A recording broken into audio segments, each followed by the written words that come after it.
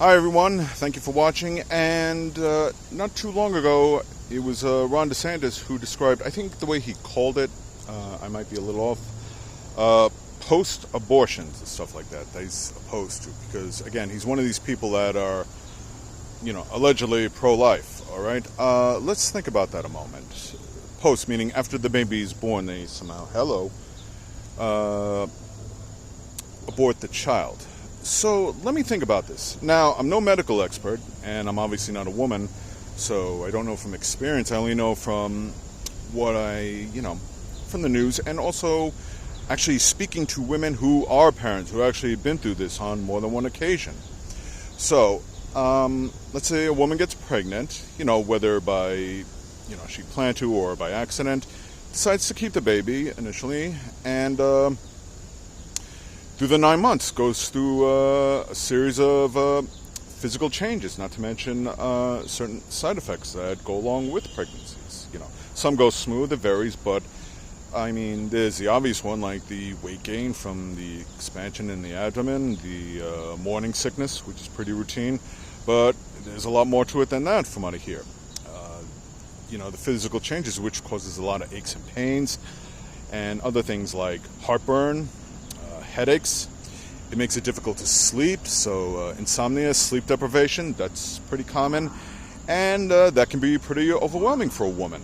I mean, a lot of men that I've talked to who women are carrying, they always tell me like, my wife's really pregnant and she's mad all the time. Yeah, because of everything that she's going through. To say nothing about the emotional effects that can also be pretty overwhelming.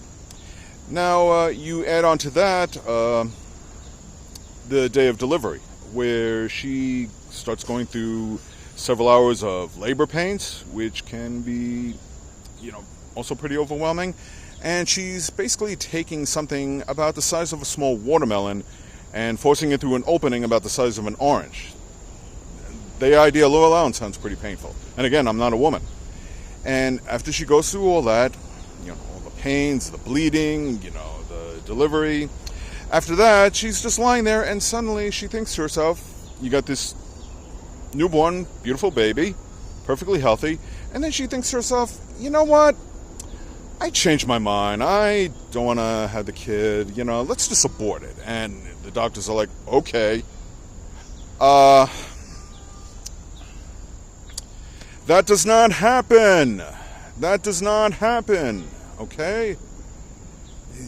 It just amazes me how these crusty politicians out there, they just put out these lies. When you hear that from people, whether it be Ron DeSantis or Donald Trump, who's floated certain ideas like that, to other lawmakers, they are lying to you, okay? Here's the thing I don't understand, and, you're seeing more of these draconian laws restricting abortion access, making it either difficult or virtually impossible, with no exceptions. Why do these people hate women so much? And don't give me this, we're pro-life and everything. They're not. They are anti-abortion. It is about control. It is about stripping women's rights away, especially the right to their bodily autonomy, which no man should have a say in. Unless maybe the person is an actual medical expert, a doctor, an OBGYN, somebody who specializes in that and brings actual truth and knowledge to the table, and a more sound decision can be made. I'm all for preventing abortion, but I'm also, I don't want to compromise the health and safety of women, which is what these people are doing. Ever since these laws have been passed, women are getting hurt, including women who get pregnant, because they intend to and they want to have the child. They can't get the proper health care they need because, especially in red states, certain doctors are afraid to provide them the care because, if it's a situation in which an abortion is merited, like a high-risk pregnancy, they don't want to do it because they're afraid of consequences like going to jail. And some of these lawmakers are just looking for an excuse, I believe.